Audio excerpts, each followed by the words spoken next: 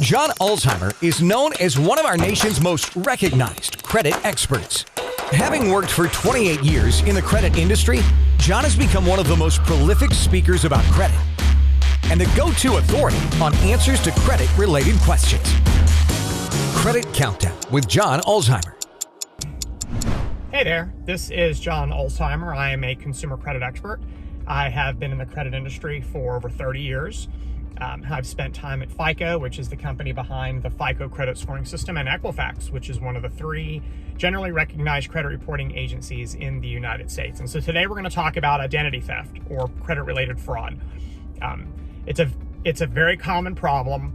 I think all of us who have credit cards all are part of the same fraternity. We've all been the victim of credit card fraud. There's no shortage of examples of people who've had their credit card information compromised and someone goes out and tries to use it somewhere and you can't figure out how they did it because you still have your card and you don't remember someone else having it for any period of time. And so we're all part of that group. So what do you do if you've been the victim of fraud? So the first thing you should do is you should not freak out, because to the extent that it is credit related fraud, the law is on your side and you have some pretty strong protections as it pertains to credit-related fraud. So the first thing that you want to do if you find out that you've been the victim of fraud is you're going to want to contact the lender with whom a new account has been opened or with whom someone has applied for a new account. Just let them know, hey, look, that wasn't me. I didn't open this account. I didn't apply for it. And that really puts the brakes on the account being used any further, especially if it's a credit card account. It also puts the lender on notice that they need to remove the account from your credit report if it is in fact already there, or they need to remove the inquiry from your credit report if it was caused by fraud.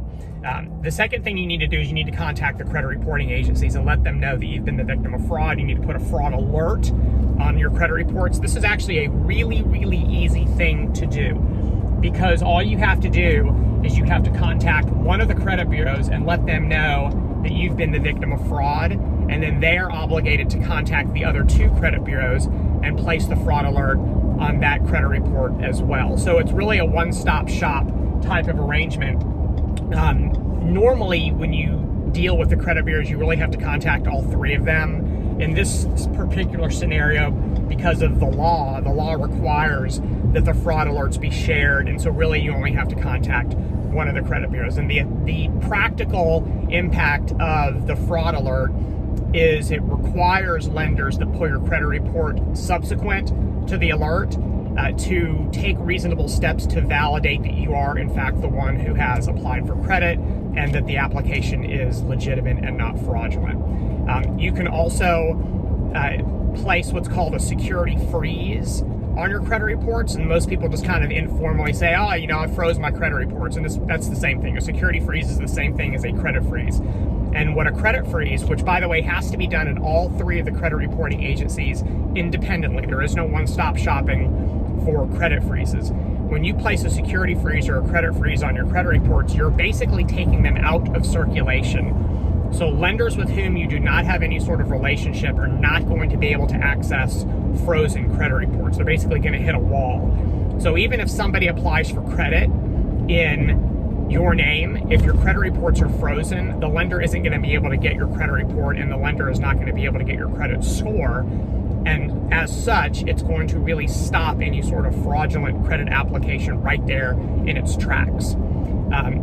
If you don't want to go that far, because remember, when you freeze your credit reports, you're going to have to remember to unfreeze them when you go out and apply for credit legitimately.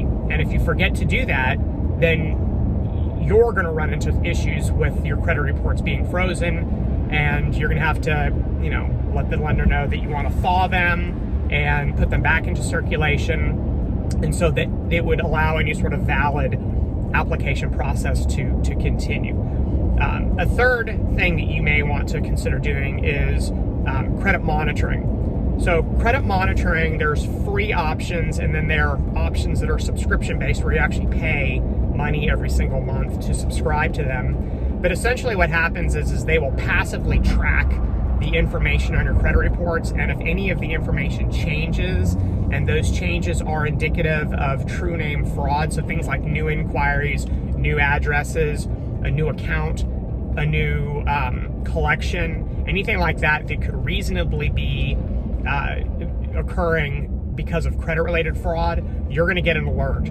So really, it's going to let you know after something has happened. I'm not a massive fan of the credit monitoring services, even though a lot of them are free, because they really only let you know after something bad has happened. They don't really do a whole lot to prevent it from happening in the first place, which is what the security freeze does. Security freezes are free, by the way. Fraud alerts are free. A lot of credit monitoring services are free, but some of them are fee-based. So those are the things that I would do if you've been the victim of credit-related fraud, or even if you think you may have been the victim, or that you think you may be the victim in the future. You can still do all these things. So if you have any other questions about credit-related fraud, drop them in the comment section below, and I'll do my best to get to them. Thanks for watching. Have a great rest of your day. For more videos and credit tips from John Ulzheimer, go to www.tradelinesupply.com.